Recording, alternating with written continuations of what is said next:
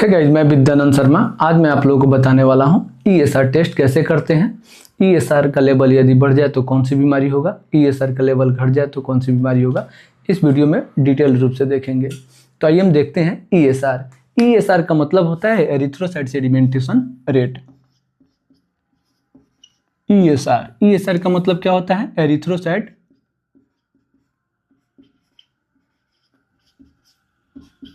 Erythrocyte sedimentation rate.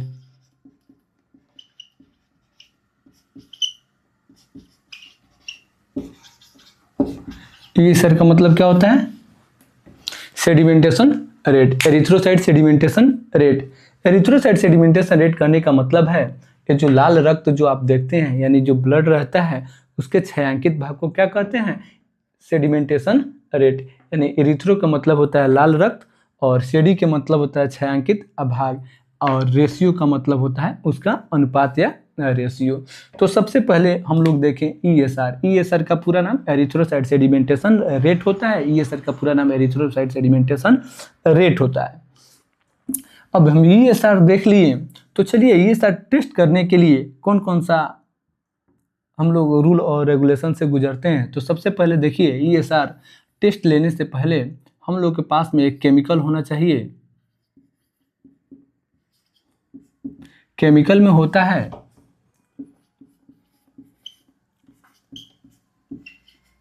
ESR fluid.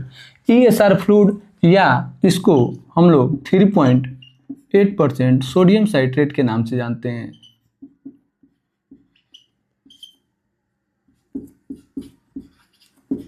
Sodium citrate के नाम से हम लोग जानते हैं। इसका जो सूत्र है, इसका सूत्र है C6H5 Na3O7 2H2O। देखिए, इसका मतलब है कि जो सोडियम साइट्रेट है, जो 3.8% रहता है, ये क्या करता है? आरबीसी को थक्का नहीं बनने देता है। क्या नहीं करने देता है? क्लॉट नहीं करने देता है। क्लॉट नहीं करने देता है, यानी जमने, थक्का नहीं होने देता है, जमने नहीं देता है। देखिए, सबसे पहले ईएसआर के लिए हम लोग क्या करेंगे?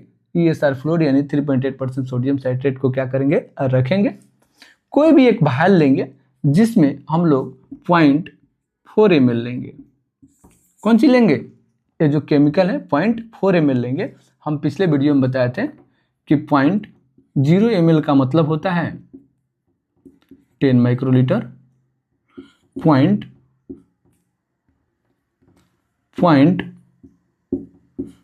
ml का मतलब होता है 100 माइक्रोलीटर।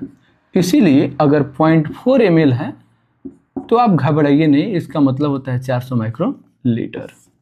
कितना होता है? 400 माइक्रोलीटर। तो हम 4 माइक्रोलीटर क्या लेंगे? ईएसआर फ्लूइड लेंगे, यानी 3.8% सोडियम साइट्रेट जो है उस केमिकल को रखेंगे। और पेशेंट का ब्लड, यानी सैंपल में ब्लड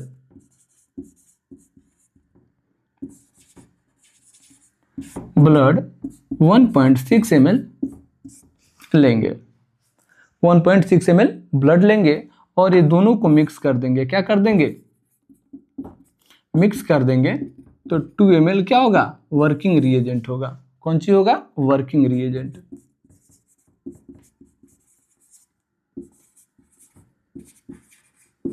वर्किंग रिएजेंट। हम लोग का सैंपल क्या है? ये रेडी हो गया टेस्ट होने के लिए।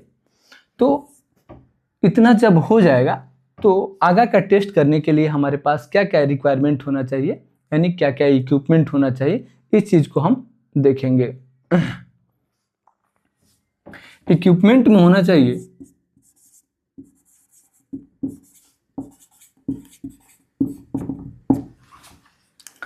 ईएसआर स्टैंड,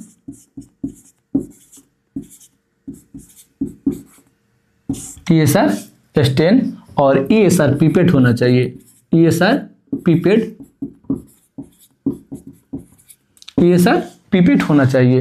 ये विनट्रॉब का होता है। कौन सी आता है? ये विनट्रॉब ट्यूब होता है। यानी विंट्रॉप ट्यूब का मतलब होता है एक कांच का रहता है, यानी शीशा का ये ट्यूब रहता है जो 110 mm तक का रहता है। इसका जो लंबाई है यानी ये लॉन्ग टर्म में होता है ऐसे, और उस पर जो पैनल रहता है वो क्या रहता है, जैसे 0 ऐसे करके रहता है, ठीक है। और ये 110 mm तक का रहता है। ये विंट्रॉप ट्यूब कहने का मतलब है एक कांच का यानी ग्लास का रहता है। तो हमने अभी क्या देखा, ESR स्टेन और ESR पिपेट और विंट्रॉप ट्यूब, यानी दूसरा कुछ हमारे पास नहीं होना चाहिए। ये वर्किंग रिएजेंट हो जाए और क्या होना चाहिए, एक ESR स्टेन हो जाए जिसमें हम लोग लगाएं, और ESR पिपेट एक होना चाहिए जिसमें हम लोग क्या करते हैं 0 मार्क तक खींचते हैं। कितना मार्क तक, 0 मार्क तक खींचते हैं, यहाँ तक खींचते हैं। इसको उल्टा करके रखते हैं, क्या करते हैं, उल्टा करके रखते हैं। ये जो 0 मार्क है ये ऊपर चला जाता है और नीचे जो है जैसे 110, 100, 90, 80, 70, 60, 50 ऐसे करके आया हुआ रहता है, ठीक है। अंत में आते आते ये तो सीधा रहता है, ठीक है। अब क्या करते हैं, जस्ट इसको हम लोग उलीट कर लगाते हैं तो ऊपर 0 चल जाता है। अब बाकी जो है 10, 20, 30, 40, 50, 60, 70, 80, 90, 100, 110 यहाँ तक का पैनल होता है, ठीक है ना। ये एक पैनल में होता है। तो हम लोग क्या करते हैं, यहाँ से यानी 110 जो मार्क रहता है या 120 जो रहता है वहाँ से हम लोग खींच कर क्या करते हैं 0 मार्क तक खींचते हैं। यानी किसी भी इक्विपमेंट से हम लोग खींच सकते हैं। बहुत ऐसे लेबोरेटरी है जिसमें मुंह से पिपेटिंग किया जाता है, सैंपल को मुंह से खींच के 0 मार्क तक करके उसको ESR स्टेन में लगा दिया जाता है। ESR जब लग जाए, ESR जब लग जाए ESR स्टेन में तो उसका क्या रिजल्ट आता है, उस रिजल्ट को हम लोग कैसे देते हैं इस चीज को देखेंगे। ये जो ESR है, अब हम डायरेक्ट क्या देखेंगे, इसका रीडिंग देखेंगे। ESR का रीडिंग और इसका हम लोग रिजल्ट है हम कैसे देंगे इस चीज को देखेंगे। हमारे पास ESR स्टेन था, ठीक है, और ESR पिपेट था और मेरे पास वर्किंग रिएजेंट था। वर्किंग रिएजेंट को हम लोग क्या किए हैं, ESR पिपेट में खींच लिए हैं 0 मार्क तक और उसको ESR स्टेन में लगा दिए हैं।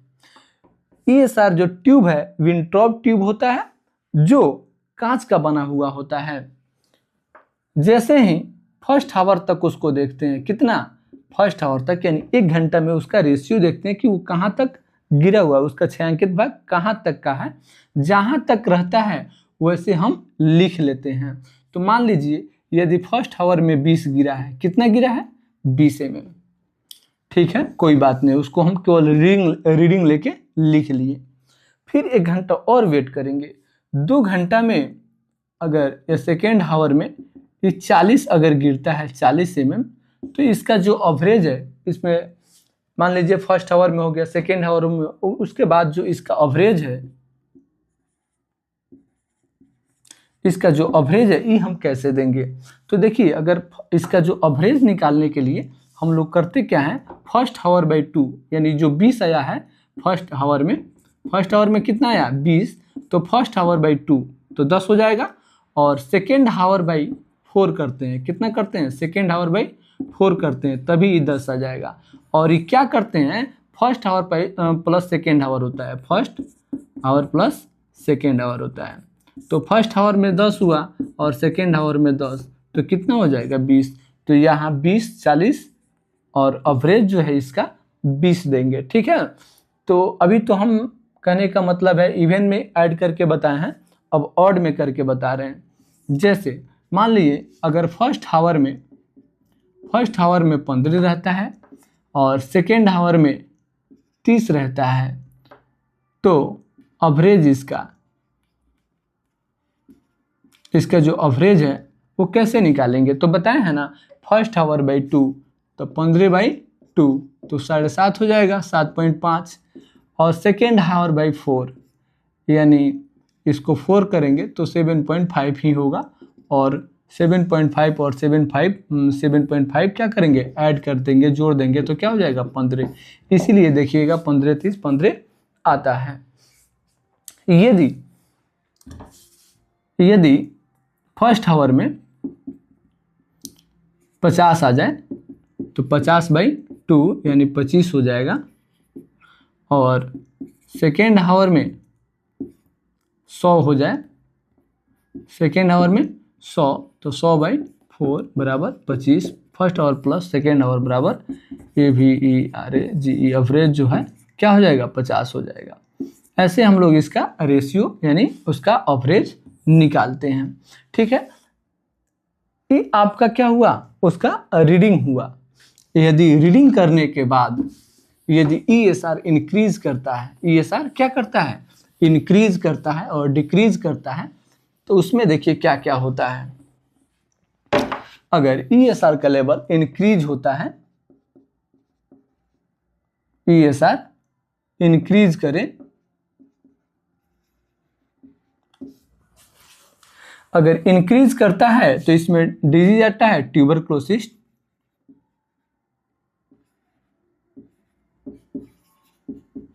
ट्यूबरक्लोसिस को हम लोग टीबी के भी नाम से जानते हैं। रूमेटॉइड आर्थराइटिस,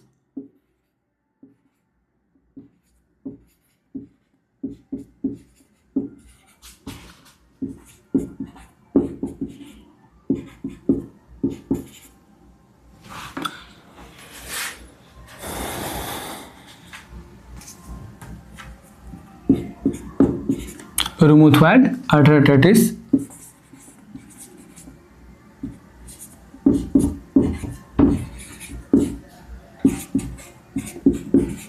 मेंस्ट्रुअल साइकिल, उसके बाद प्रेगनेंसी,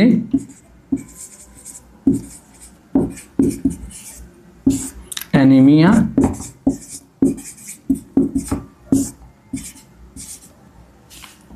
इन्फेक्शन,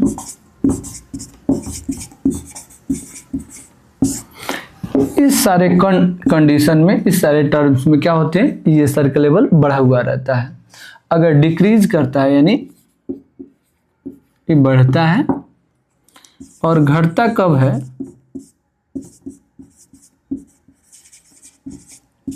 केवल कार्डियक डिजीज में।